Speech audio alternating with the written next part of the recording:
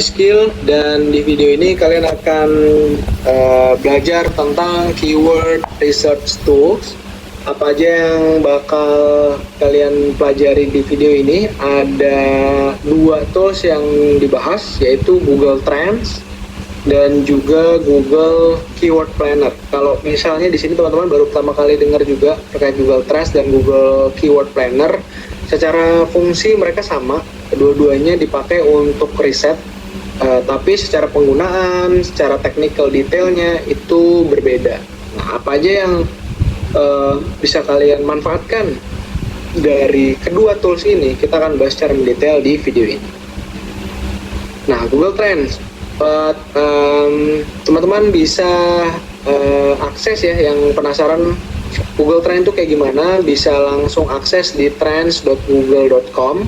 Jadi ini adalah tools yang free, bener-bener free. Itu kalian bisa langsung pakai aja, nggak usah ribet-ribet, nggak usah setting-setting, tapi tinggal masukin term atau kata kunci yang ingin kalian riset di Google Trends. Sedangkan kalau kalian penasaran bagaimana cara mendetailnya, nanti kita akan bahas secara detail ya, untuk step by stepnya, cara risetnya, penggunaannya, pemanfaatannya seperti apa. Di kegunaan Google Trends ada 4, itu kalian bisa lihat tren kata kunci, kalian juga bisa lihat tren musimannya, terus tren regional, sama tren yang relate sama kata kuncinya. Nah, lalu nih ya, kita bahas satu-satu dulu ya untuk Google Trend ya. Untuk kalian misalnya pebisnis yang sebagai tools riset, itu ada beberapa cara penggunaan ya. Ini kalian bisa pakai Google Trend untuk cari kata kunci yang bisa dimanfaatkan terkait dengan bisnis kalian, terus pakai analisa dengan grafik yang ada. Terus kalau misalkan kalian punya target bisnis yang banyak di beberapa daerah di Indonesia,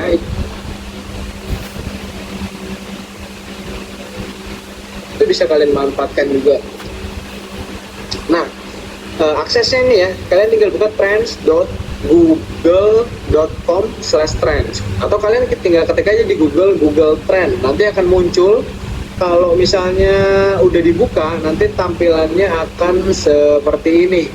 Nah, ini kan ada detail-detailnya ya. Kalau kalian scroll ke bawah, tampilannya ini ada tampilan headline-nya, terus nanti yang trending apa, terus nanti di bawahnya apa aja yang bisa kalian lakukan dengan Google Trend. Dengan syarat ini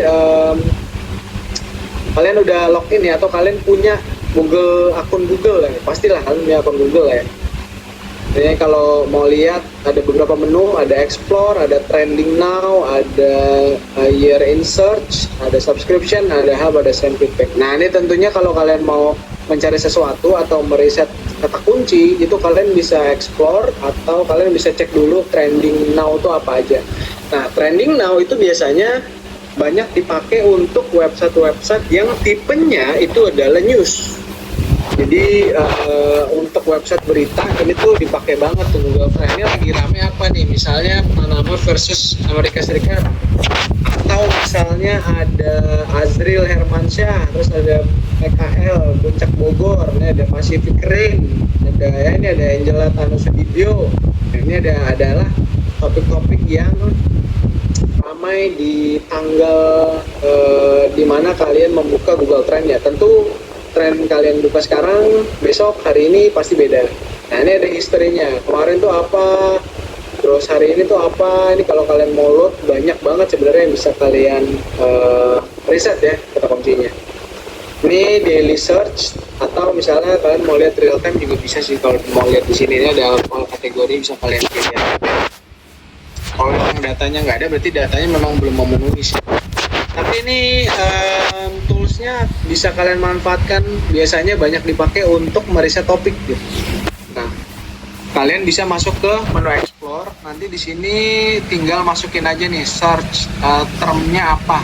Misalnya kalian mau riset tentang sepatu murah, atau sepatu ini ya, sepatu Converse misalnya. Oke. Terus sebelum kalian compare, nanti resultnya udah kelihatan di sini nih. Ini pencariannya overtime. Kalau misalnya kalian mau spesifik, date-nya atau periodenya tuh disepersempit, misalnya di 7 hari terakhir. Nanti di sini bisa kelihatan nih, oh trennya begini, trennya naiknya di tanggal berapa, oh ternyata di tanggal 26. Kenapa ya tanggal 26? Oh karena setelah gajian, karena kebanyakan orang gajian di tanggal 25 misalnya gitu. Terus daerah, periode, kategori, sama web search. Ini bisa kalian cari dari tipe result yang ada di Google. Ini ada image search, ada news search, ada Google Shopping, ada YouTube search. Jadi tipenya itu kalian bisa sesuaikan. Nah, jadi riset ini nggak hanya dari sisi untuk website atau SEO di SERP aja, tapi juga untuk YouTube bisa, untuk berita juga bisa. Terutama kalau berita karena persaingannya lumayan ya, lumayan ketat tuh kalau misalkan kalian ingin mengoptimasikan sebuah halaman website. Nah, di Google Trend ini kalau dilihat section bawahnya ini ada sub-region ya, ada provinsi, ada daerah lain, Gorontalo, Sulawesi Utara, Yogyakarta. Ini kelihatan volume terbesar di mana untuk term sepatu Converse dalam 7 hari terakhir. Terus related topiknya ada sepatu wanita, ini ada sepatu Warrior Store, Warrior, ini yang relate ya topiknya. Ini bisa kalian pakai untuk rekomendasi konten yang mirip-mirip lah gitu. Kalau kalian mau bikin artikel, bikin strategi internal linking atau topical, itu bisa kalian pakai. Terus related query-nya ini bisa lihat di sebelah kanan ada lem sepatu Converse, sepatu Jordan Ori, Converse One Piece, Sport Station, sepatu Doc Mart, dan lain-lain. Nah, kalau misalnya ini sudah ketemu ya, satu misalnya sepatu Converse, lalu mau dong misalnya sepatu Converse kita mau bandingkan sama sepatu misalnya apa ya, misalnya sepatu Adidas misalnya, Adidas, Nike misalnya, Nike. Nah, nanti di sini kalian akan lihat perbedaannya nih. Misalnya yang merah itu Nike, yang biru itu berarti Converse. Nah, dua hal ini termnya akan terlihat di periode, tentunya sama ya. Kalian mau pakainya berapa lama? Terus kategori, location, sama ini juga sama. Web search mau diganti pakai image itu juga bisa. Tapi datanya pasti lebih kecil karena orang jarang yang fokus sepatu nyari di Google-nya tuh pakai image. Pasti mereka masuk website dulu baru cari image-nya, bukan nyarinya image-nya dulu baru website-nya. Terus kita balikin dulu ke web search. Nah, ini polanya kan sebenarnya sama ya. Naiknya tuh sekian, terus tiba-tiba di tanggal sekian tuh turun. Kenapa ya? Apakah karena weekend? Ataukah tanggal tua, ataukah memang periode-periode orang lagi nggak fokus nyari sepatu gitu misalnya ya. Ini nanti kelihatan di bawahnya juga sama, di breakdown sama dia by sub-region. Kalau kalian melihat di sini nih peta penyebarannya nih terlihat sekali ya bahwa ternyata di Papua Barat itu pencarian sepatu Converse tuh lebih banyak dari Nike. Tapi Nike mendominasi hampir seluruh wilayah di Indonesia gitu. Ini contohnya ada Maluku, Gorontalo, Sulawesi Utara, Lampung, semua banyak didominasi oleh sepatu term sepatu Nike gitu. Nah, ini sub-region-nya kalau misalkan kalian mau lihat sama related query-nya ini ada di sebelah kanan ya, yang query-nya. Untuk sepatu Nike ini query-nya, related query-nya ada di sini, bisa dilihat juga. Terus kenaikan dan penurunannya, related query-nya bisa dilihat di sini. Sepatu mini soccer plus 450%, berarti itu kenaikannya selama 7 hari terakhir itu adalah 450% untuk related query dari sepatu Nike, yaitu sepatu mini soccer atau sepatu basket Nike Kyrie atau sepatu bola Nike CR7.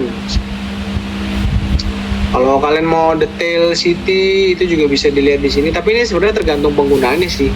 Jarang dipakai sih kalau untuk penggunaan yang City ini. Tapi mostly yang biasa dipakai paling jumlah yang ada di interest overtime yang kita lihat di sini.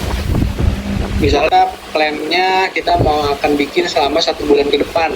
kira-kira untuk kata kunci ini worth it nggak kalau kita bikin kontennya, worth it nggak kalau kita bikin landing page-nya, worth it nggak kalau kita jualan produk ini gitu. Orang-orang tuh interestnya seberapa. Kalau di sini kan misalnya angkanya sepatu Converse tuh 30-an, sepatu Nike itu 60-an, which is angkanya adalah si Nike adalah 2 kali lipatnya dari Converse. Berarti kita prioritasnya naikkan yang Nike dulu, baru yang Converse gitu, karena pencariannya udah terlihat ya bahwa perbedaannya itu jauh. Kalau kalian mau compare lagi misalnya ini sepatu misalnya apa ya, sepatu Adidas misalnya. Nah, nanti di sini akan muncul lagi nih hasilnya. Adidas ternyata ada di bawah Nike, tapi dia ada di atas Converse. Sama ya, kurang lebih penyebarannya, tampilannya akan sama seperti ini. Jadi kalau kalian membuat sebuah strategi untuk konten berdasarkan riset yang sudah dilakukan, ya tentu bisa dilihat berdasarkan penyebaran kata kunci, related query, data-data yang muncul di sini selama periode yang memang kita kejar. Biasanya kalau mau bikin konten, coba lihat deh 30 hari terakhir tuh performanya untuk kata kunci ini tuh gimana. Orang-orang tuh banyak nggak sih yang nyari gitu, dan seberapa banyak orang interest sama kata kunci ini gitu. Kita bisa coba-coba sebenarnya, kayak misalkan kita mau cari sepatu Nike yang lebih spesifik lagi gitu, misalkan sepatu futsal Nike, kita bisa bandingkan juga. Misalnya kita mau remove ini jadi sepatu futsal Nike misalnya. Nah, ini kelihatan ternyata datanya tuh dikit banget tuh sepatu. Berarti sebenarnya yang lagi besar mungkin bukan sepatu futsal, tapi misalnya sepatu basket atau misalnya sepatu sneakers gitu. Itu kan banyak banget variannya ya.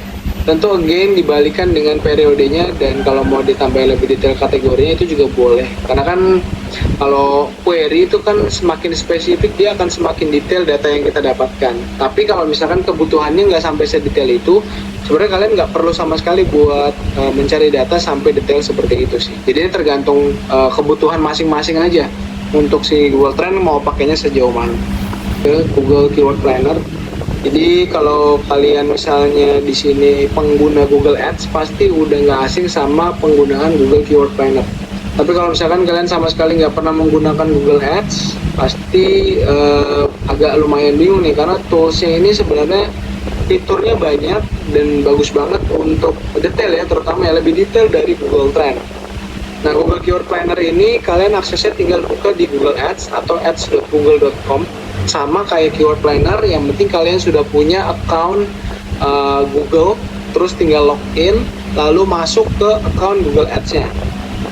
Kalau misalkan udah masuk, nanti kalian bisa lihat di menu di sebelah atas tentunya, ini ada Google Keyword Planner atau menu yang kayak digambarin. Nah, dia akan ada 2, discover new keyword sama get search volume and forecast. Ini bisa dilihat di sini. Penggunaannya ini ada 2, yang tadi ada start with keyword. Ini fitur ini memungkinkan kita untuk mencari frasa ya, frasa term yang tadi ya, kata kunci apapun sesuai dengan apa yang kita inginkan, bahkan bisa masukkan URL ya. Kalau kita masukin yang start with keyword, kita tinggal masukin aja keywordnya sesuai dengan apa yang kita mau. Nah, ini contohnya.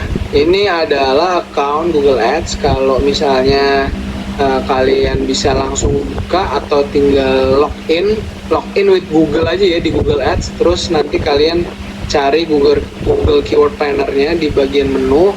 Nanti dia akan muncul seperti ini. Kalau bingung fitur-fiturnya terlalu banyak, nggak usah dihiraukan. Langsung pakai Google Keyword Planner-nya aja. Nah, nanti akan ada 2 tampilan menunya, ada Discover New Keyword sama Get Search Volume and Forecast. Kita buka satu-satu ya. Misalnya kita buka yang Discover New Keyword. Nah, nanti di sini akan ada 2 pilihan. Itu yang pertama Start with Keyword kayak yang tadi dijelasin di slide. Terus sama Start with a Website. Nah, coba kita misalnya masukkan Start with Keyword, terus kita masukin kata kuncinya. Nah, kata kuncinya ini kalian bisa masukkan lebih dari 1. Misalnya contohnya tadi sepatu Converse, terus ini koma sepatu Nike, koma spasi, sepatu Adidas Command spasi, ya anggaplah 3 ya. Terus kita lihat nih, kita get results. Nanti hasilnya akan terlihat di sini berdasarkan keyword yang kita cari, dan kalau kita bandingkan sama Google Trend tadi, di sini akan terlihat lebih jelas angka-angkanya gitu ya. Nah, di sini tampilannya akan seperti ini nih. Ini ada keywordnya, keyword yang di-provide ke kita. Terus ada average monthly searches-nya. Nah, ini angkanya sebenarnya nggak exact gitu, atau nggak detail gitu. Kayak misalkan ini ada 10.000 sampai 100.000. Kan kalau detail tuh biasanya angkanya ada 17.000, 17.500 atau 8.500. Nah, kalau misalnya kalian mau melihat atau menggunakan yang angkanya itu exact atau angkanya itu detail, itu kalian harus punya campaign aktif. Campaign aktif itu berarti kalian beriklan di Google Ads. Nah, karena di sini kondisinya akun Google-nya lagi inaktif, lagi nggak jalan ya iklannya, maka kalian tetap bisa pakai fitur Google Keyword Planner, tapi bagian average monthly searches-nya dia akan kasih range, cuma range aja gitu. Tapi dari sini kan kalian udah cukup kebayang bahwa sebenarnya untuk kata kunci yang tadi kalian cari itu range-nya ada di angka 10.000 sampai 100.000. Berarti kan itu gede banget ya, di atas 10.000. Bayangkan kalau kalian memenangkan kata kunci ini, terus kalian dapat trafficnya gitu. 10.000 itu gede banget untuk satu kata kunci gitu. Cuma again ini tergantung dari cara pengoptimasian kalian ya. Karena ini kan kita ngobrolinnya soal keyword research-nya gitu. Nah, ini hasilnya bisa dilihat di sini. Selain kita lihat dari average monthly searches-nya adalah jumlahnya adalah sekian, terus nanti di sini ada kolom-kolom berikutnya, ada 3 month change, ini perubahan dalam 3 bulan terakhir. Terus ini ada year on year change dalam 1 tahun terakhir. Terus di sini lihat competition-nya nih gimana nih, low, untuk Nike low, untuk Adidas high, untuk Converse medium. Terus ini kolom-kolom yang di kanan kalau kalian mau pakai, biasanya ini dipakai untuk analisa kalian ketika mau membuat sebuah campaign, mau beriklan di Google. Tapi kalau enggak, skip aja. Kalau misalnya kalian di sini penggunaannya hanya untuk sekedar riset, hanya pengen tahu range orang tuh nyarinya berapa banyak, udah cukup sampai situ aja, nggak perlu sampai mendetail jauh. Nah, balik lagi, fitur yang di atas nih kelihatannya ada lokasi, ada translate bahasanya mau pakai apa, periodenya mau seperti apa. Terus di sini dikasih broad keywordnya, ini broaden your search yang sesuai dengan pencarian yang tadi kita masukin, which is sepatu Converse, sepatu Nike, dan sepatu Adidas. Di sini ada sepatu baru, sepatu Nike, Converse aja, Adidas, alas kaki, dan seterusnya. Nanti di sini di sebelah kanan ada refine keyword sesuai dengan jenis ini ya, jenis pencariannya. Ada brand or non brand keyword, ada product keyword, teknologi, color, sektor, sport, dan lain-lain. Ini bisa dilihat di sini semuanya ya. Lebih detail ya dari Google Trend, karena memang di sini penggunaannya lebih advance. Nah, ini kalau di atas kalian udah kelihatan hasil resultnya yang di-provide berdasarkan apa yang kita cari tadi. Di bawahnya itu ada keyword IDS. Jadi kayak Google tuh ngasih tahu, ini ternyata yang relate sama kata kunci yang tadi Anda pengen cari itu adalah ini ada sepatu Adidas original, harga sepatu Adidas original, sepatu Nike original, harga sepatu di Nike sepatu Nike original, harga sepatu Nike, sepatu basket Nike, harga sepatu Converse ori. Nah, itu adalah kata kunci yang sebenarnya banyak dicari orang. Minimal 1.000 lah, karena di sini ada hasilnya ya. Minimal 1.000 sampai dengan 10.000, itu kan lumayan banyak ya kalau kalian mau coba detail perhatikan. Terus nih, kalau kalian misalnya tadi fiturnya kan cuma lihat di bagian start with keyword ya. Ini start with keyword kalian juga sebenarnya bisa menggunakan websitenya gitu. Jadi nanti lebih spesifik lagi tuh di halaman website tersebut, itu kata kunci itu akan seperti apa. Contoh ya, kita coba buka ya, itu apa ya, Nike official store ya, Nike.com. Nah, kita buka websitenya Nike, kita masukin Nike-nya aja ya, Nike.com-nya aja ya. Terus kita masukin ke sini, nanti kita tulis di sini Nike aja misalnya, atau kita masukin juga Adidas, apakah ada. Kita coba converse. Oke, kita get result. Nah, nanti hasilnya Nike official key aja misalnya, atau kita masukin juga Adidas, apakah ada. Kita coba converse. Oke, kita get result. Nah, nanti hasilnya dia akan mencari berdasarkan yang ada di dalam website tersebut. Nah, ini contohnya. Nah, dari kaitannya dengan website tadi dan di combine juga dengan kata kunci yang kita cari, maka muncullah di sini kata kuncinya nih. Ada Nike, Adidas, Converse, keyword IDS-nya ada Nike, Dunk, Air Max dan sebagainya. Nah, ini kenapa kebanyakan kayak gini, ini bisa kalian ekspand banyak, ini sampai 50, 100. Bisa scroll sampai banyak banget nih. Nah, ini kenapa di sini banyak Nike? Karena kita masukin query-nya berdasarkan website nike.com. Jadi pencariannya itu akan bertitik fokus terhadap website yang kalian input di awal tadi ya, sebelum kalian memasukkan kata kuncinya tadi di awal. Nah, itu tadi start with keyword. Lalu kita coba bagian yang start with a website. Misalnya di sini kita nggak memasukkan kata kunci apa-apa, tapi kita bisa memasukkan URL websitenya. Contoh di sini misalnya ada nike.com. Ini bisa kalian pilih use the entire site atau use only this page. Jadi kalau misalkan kata kuncinya kalian pilih yang entire site, itu semua halaman websitenya, halaman detail produk, halaman kategori, halaman katalog, halaman about, halaman produk, FAQ, contact us, itu semua masuk. Tapi kalau cuma yang bawah use only this page, berarti dia hanya mengambil dari halaman homepage-nya saja, yaitu www.nike.com-nya aja.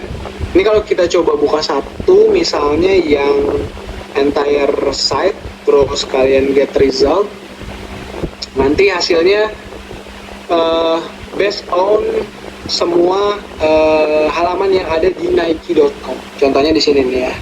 Di keyword IDS ada Nike Air Max Plus, ada Pegasus, ada Nike, Pegasus, Nike AF1, AF1 Shadow dan seterusnya. Adalah kata kunci yang diambil berdasarkan semua halaman website yang ada di www.nike.com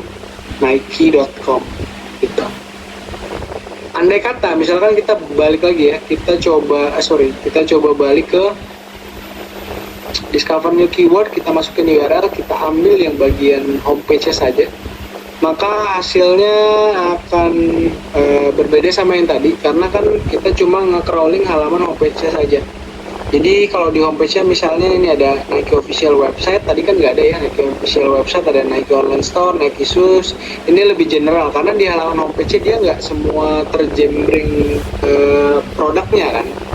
Paling hanya produk-produk unggulan aja. Maka kata kuncinya yang diambil sama si Google Keyword Planner ini hanyalah kata kunci yang benar-benar relate sama halaman depannya saja, atau halaman beranda, atau halaman homepage-nya saja, homepage-nya saja. Ini untuk yang bagian URL website gitu.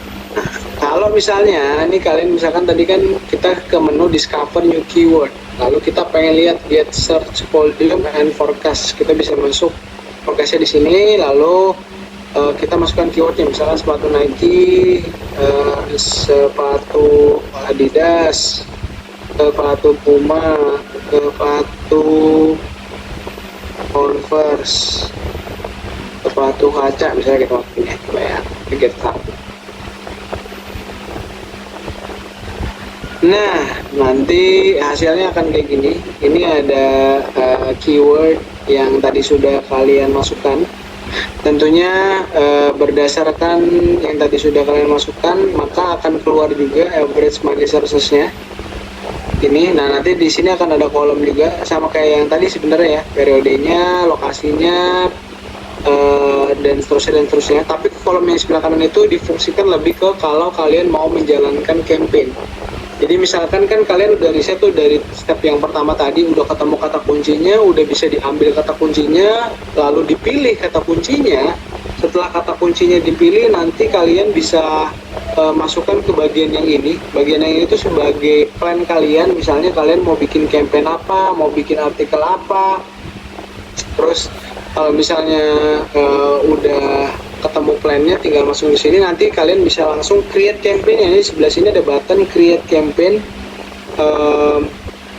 Setelah klik button create campaign-nya, nanti semua campaign yang kalian masukkan berdasarkan kata kunci ini itu akan jadi jadi campaign kalian lah, akan jadi iklan yang tentunya kalian akan setup gitu ya. Iklannya tuh berdasarkan kata kunci ini gitu.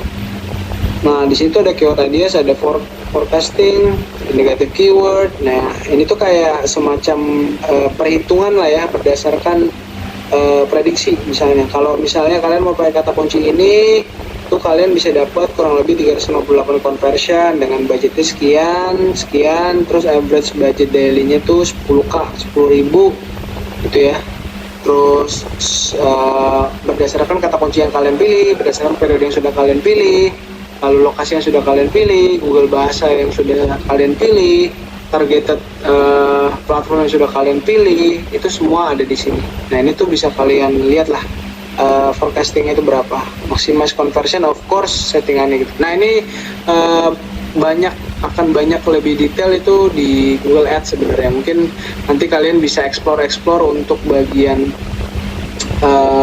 di video e-learning Google Ads, karena ini kaitannya dengan keyword planner. Jadi intinya si Google Keyword Planner ini fungsi utamanya adalah membantu kalian itu untuk mendapatkan kata kunci yang detail, kata kunci yang pas, kata kunci yang sesuai dengan target kalian berdasarkan landing page atau artikel yang mau kalian optimize gitu. Jadi kalau kalian sudah mendapatkan kata kuncinya, kalian bisa gunakan get search volume and forecast. Nah, makanya di sini nanti akan ada plannya tuh, bisa di create misalnya untuk bulan ini, lalu nanti kalian bulan depan ganti lagi ya, plannya ganti lagi.